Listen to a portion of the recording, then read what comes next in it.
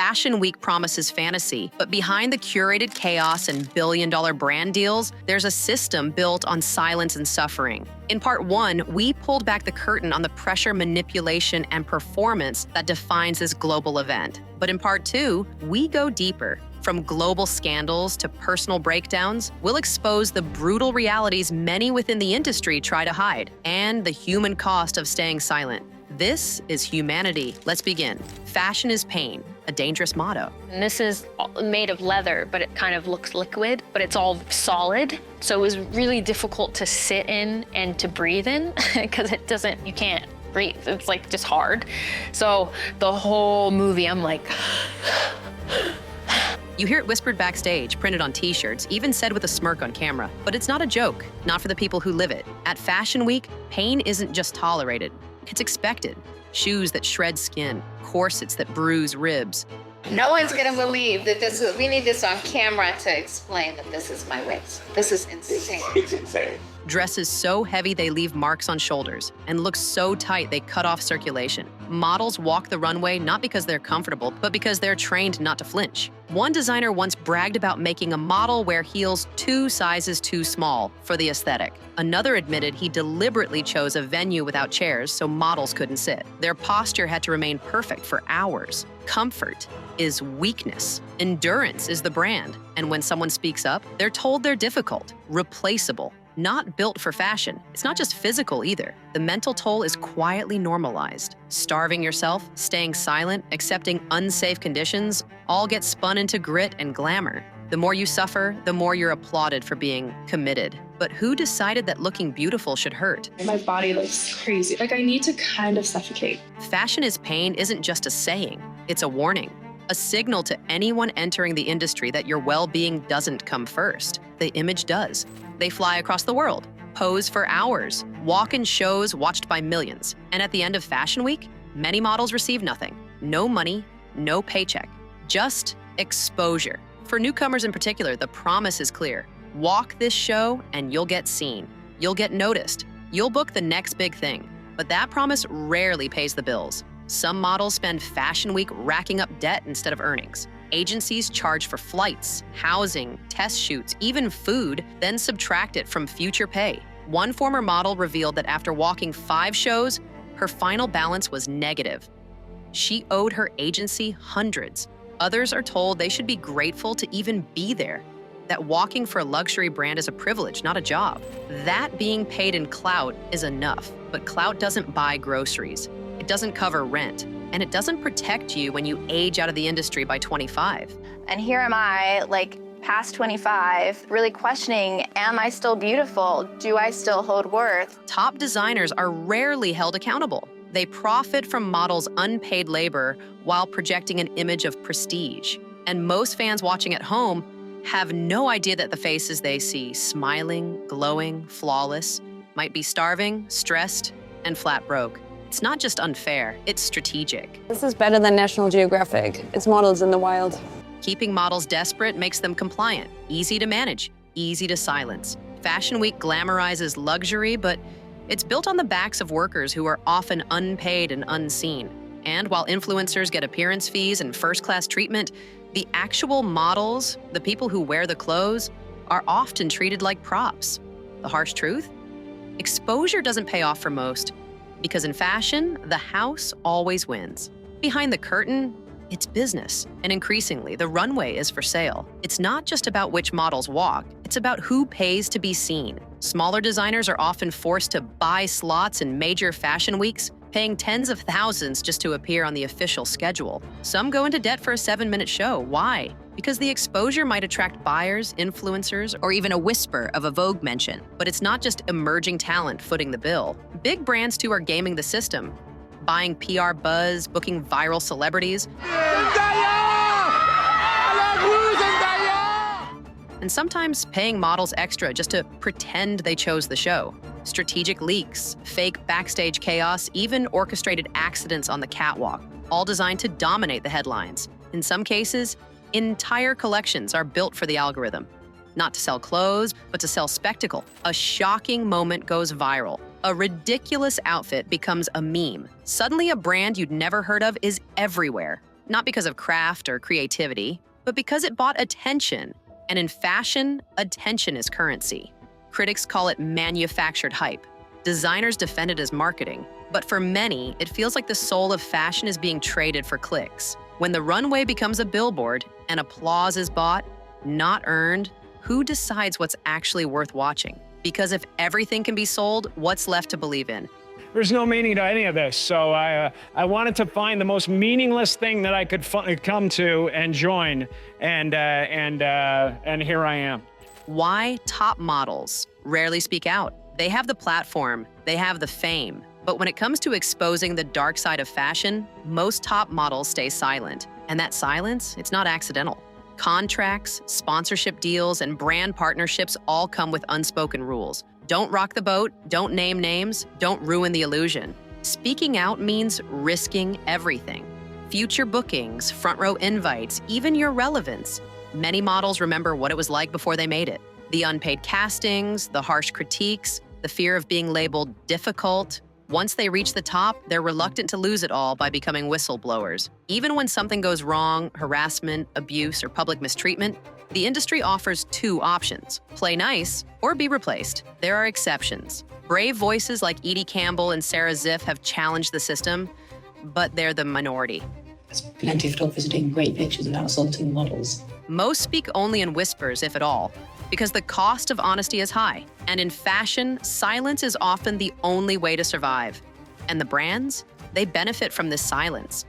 They can point to happy models and picture-perfect campaigns as proof that all is well. Meanwhile, the real stories stay hidden behind NDAs, fear, and media spin. So the next time you wonder why more models don't speak up, remember, they're not just protecting their image, they're protecting their future. There's a reason so many fashion horror stories never make headlines. It's not because they didn't happen, it's because someone signed an NDA.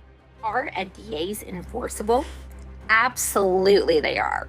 NDAs are legally binding documents that allow one party to sue the other for breach. Non-disclosure agreements are standard in the fashion world, from brand campaigns to Fashion Week contracts. And they don't just protect trade secrets, they silence people. Models who've been mistreated are often forced to choose, sign this and keep working, or speak out and never work again. Some sign before they even realize what they're agreeing to. Others sign after a traumatic experience, under pressure, with a lawyer they didn't choose. And the terms? They're brutal. No talking to press. No social media posts. No future lawsuits. Sometimes even acknowledging the NDA itself is a violation.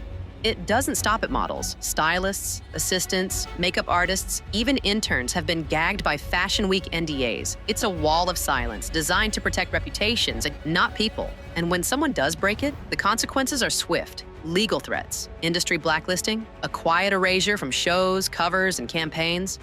It's not just about fear, it's about survival. Most can't afford to fight billion-dollar brands. So the truth stays buried, the abuse continues, and the illusion holds, because fashion doesn't need to fix its problems, not when it can pay to keep them quiet. A model has staged a silent protest at Milan's Fashion Week, calling out Gucci for designs that resembled straitjackets. Aisha Tan-Jones walked the runway with the message, "Mental health is not fashion," on her hands. Fashion's biggest talent isn't designing clothes, it's rewriting the narrative. When a scandal hits Fashion Week, the response isn't chaos, it's choreography. Brands don't scramble, they strategize. A statement is drafted, a model is replaced. A carefully filtered apology appears in Vogue or Harper's Bazaar. Damage is managed, image is preserved. PR firms operate behind the scenes like emergency surgeons, stitching up reputations before the bleeding gets too public. They handle the headlines, scrub social media, and flood the internet with distractions, new collections, viral moments, influencer content, all designed to shift the focus. Even the most shocking incidents, like racial discrimination, protest interruptions, allegations of abuse, are met with polished press releases and vague promises to do better. It's not accountability, it's containment. And sometimes the illusion goes deeper. Problematic models or whistleblowers get quietly dropped. Former collaborators disappear without comment. Editors receive exclusives to ensure sympathetic coverage. And critics, they get blacklisted. This is the machinery behind fashion's flawless surface. A system that doesn't correct wrongdoing, it buries it in aesthetics. Fashion Week praises resilience. But what it really means is don't break where anyone can see you. Behind the catwalk smiles are models barely holding it together, panic attacks in dressing rooms, isolation in foreign cities, breakdown after breakdown, brushed off as part of the job. Agencies often claim to care. They'll post about mental health awareness or share a hotline during Mental Health Month. But when a model calls in distress, the response is cold. Can you still make the show? Don't tell the client. You're strong. Push through. One model described being hospitalized for exhaustion and anxiety, only to find her agency sent a replacement within hours. No visit, no check-in, just silence. I don't have a brain. What do you mean? I'm a model. And it's so crazy. Mental health. What is that? Another revealed that after confiding about her depression, her booking suddenly dried up. Her vibe wasn't right anymore. And for men, it's even worse. Male models are expected to be stoic. Stress and sadness don't sell. Vulnerability is a liability. There are no therapists on standby at castings. No support systems when the walls close in. Just pressure to deliver, to be grateful, to perform. Because in fashion, image is everything. And mental health, that's behind the curtain, where no one is supposed to look. Is a black eye fashionable? In 2023, London Fashion Week lit up with flashing cameras and A-list buzz. But one show left audiences speechless for all the wrong reasons. Designer Moa Lola Ogunlesi sent models down the runway wearing bruises, fake black eyes, bloodied lips, and torn clothing. Among them was supermodel Irina Shayk, her eyes shadowed like she'd been struck. It wasn't a horror-themed collection. There was no context, just battered women in couture. Critics immediately accused the designer of glamorizing domestic abuse. Survivors took to social media outraged. Moa Lola responded with a cryptic statement about emotional pain. But the message was already clear. The shock was intentional. It wasn't about raising awareness, it was about virality. The show made headlines. Photos trended. The controversy became the campaign. Because in fashion, even pain can be monetized, as long as it looks good in a photo. Fashion Week is supposed to be about art and expression. But when violence becomes the aesthetic, we have to ask, where is the line? And why does the industry keep crossing it? What design house do you think produced these looks? You might have guessed someone who's South Asian, but no, it's Valentino. Chopsticks in hair, paper umbrellas, bamboo backdrops. On the surface, it looks like homage, a celebration of Asian culture on the runway. But look closer, and it becomes clear. Much of Fashion Week's Asian inspiration is anything but respectful. My initial reaction when I saw the Valentino Spring 2025 collection was actual shock. You would think that it's from some South Asian designer. Designers have long mined Eastern cultures for visual flair, but instead of inviting actual Asian voices to contribute, they often flatten centuries of tradition into shallow, exoticized costume. At a 2015 Valentino show, models paraded down a runway designed to evoke an Asian jungle. Nearly every model was white. The only Asian influence? Their hairstyles and dragon motifs, styled without input from any Asian designers. Dior, Prada, and countless others have faced backlash for turning sacred symbols and garments into trend pieces. The problem isn't the inspiration, it's the erasure. Culture is reduced to color palettes and patterns. Identity becomes the theme. Entire histories are rewritten to fit a mood board, and it goes beyond the visuals. While Asian aesthetics are spotlighted, Asian models remain underrepresented. In some fashion weeks, you'll see more dragons than actual diversity. Critics have called it what it is, aesthetic theft. A way for brands to cash in on cultural richness without sharing credit, power, or profits. Because in fashion, influence often means imitation, minus the accountability. It was Milan Fashion Week, the cameras were flashing, and no one noticed the blood. Model Ming Shi had just taken a painful fall. She hit the runway hard, her knees scraped, her palms cut open. But she got up, she smiled, and she kept walking. That's what models are trained to do. Keep going, no matter what. In another show, a model's feet were bleeding visibly through her stilettos. She was wearing shoes 2 sizes too small, forced into them because that's what the designer demanded. No padding, no adjustments. Just smile and keep walking. There are countless stories like this. Models walking on sprained ankles. Models limping through pain from broken zippers and jagged seams. One former model recalled her heel snapping mid-walk, slicing her foot. She finished the show anyway. Because in Fashion Week, pain is normalized, injuries are dismissed, and health is treated like a personal inconvenience, not a priority. What's worse, these moments are often turned into content. Iconic falls go viral. Brave recoveries get applause, but there's nothing brave about an industry that celebrates endurance while ignoring the conditions that made it necessary. Models aren't superhuman.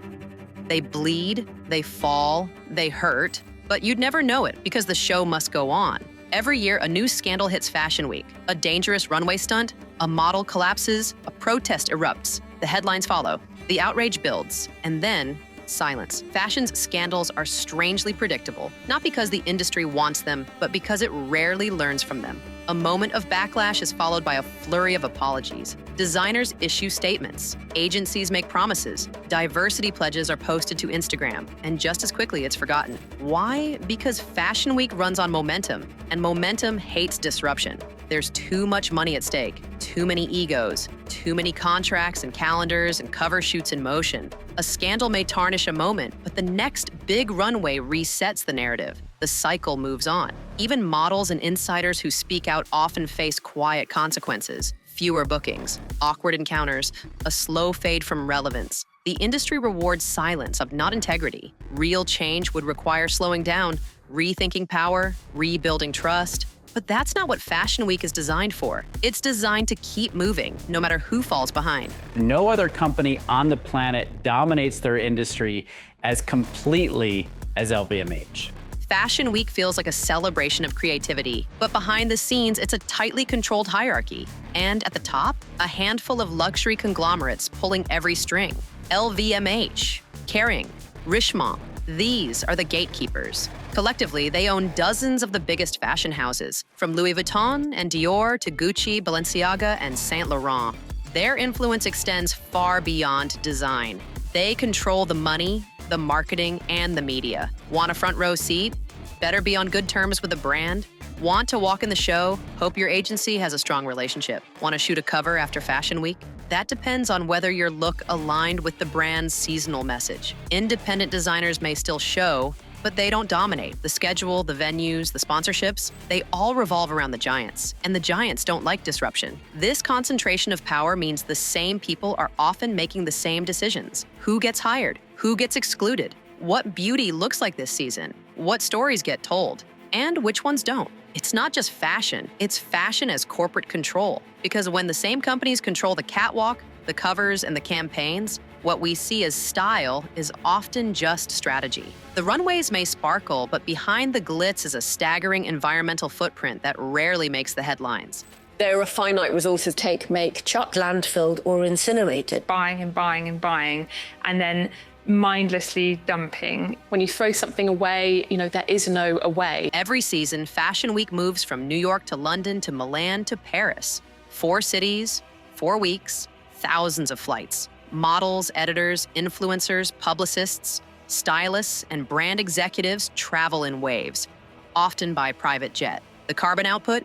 Enormous. But it doesn't stop with travel. Each show requires lighting rigs, custom-built sets, elaborate sound systems, and endless waste. Invitations are printed, gift bags are stuffed, and samples are made in multiples, most of which are never worn again. One report estimated that Fashion Week alone creates over 240,000 tons of CO2 emissions annually, and that's just for the shows. The ripple effect, from fast fashion knockoffs to the marketing machine that fuels overconsumption, adds even more to the toll. Some brands have started experimenting with virtual shows or carbon offsets. But these efforts are often more symbolic than substantial because the industry's success still depends on constant novelty. New trends, new collections, new must-haves, and the planet can't keep up. In an era of climate crisis, Fashion Week remains one of the most wasteful rituals in luxury culture, selling style while silently contributing to global harm. Because when image matters more than impact, the environment becomes collateral damage. What we're doing is we're encouraging the fashion industry to create even more clothing, which uses up huge amounts of resources, including natural resources like land, energy, and water. What starts on the runway doesn't stay there. Within days, sometimes hours, of a designer's show debuting at Fashion Week, fast fashion giants move into overdrive. Photos are downloaded. Designs are copied. Factories overseas begin producing imitations that hit store shelves and online carts before the week is even over. These aren't homages, they're replicas, and the speed is the point. For consumers, it feels like access. For the industry, it's a cycle of endless demand. But behind those 10-pound dresses and viral trend dupes is a supply chain built on exploitation. Garment workers, often women and children, are pushed to meet impossible deadlines. They work long hours in unsafe conditions, earning pennies per piece. Environmental protections are non-existent, and corners are cut at every level, from fabric dye waste dumped in rivers to overproduction that ends up in landfills. Fashion Week may seem like a celebration of artistry, but it's also a blueprint for mass production. The more buzz a show generates, the faster its lookalikes hit the market. The industry knows this. Some designers even invite it, hoping imitation will increase their cultural capital. But the damage runs deep. Fast fashion feeds on Fashion Week's influence and transforms high art into high waste. Because when the spotlight fades and the hashtags disappear, what's left behind is a pile of clothing, a trail of pollution, and a workforce that was never part of the celebration to begin with. The lights dim, the runway's clear, but for many who lived it, the trauma lingers. What the world calls glamour, insiders call survival, and what we celebrate as art often hides cycles of exploitation, silence, and suffering. What happens when the illusion cracks and the truth walks out of the shadows? We've pulled the curtain back even further, and what we found was more disturbing than most will ever know. Fashion Week doesn't just reflect the culture, it manufactures it. And behind every standing ovation is someone who broke down just to be seen. But the most revealing part? We haven't even touched the core yet. In part 3, we'll expose the final layer. The cover-ups, the lawsuits, the public breakdowns, and the industry insiders who finally said enough. Hit subscribe so you don't miss the conclusion to this series. And use one emoji in the comments to describe Fashion Week. Thanks for watching. We'll see you soon for part 3. This is humanity.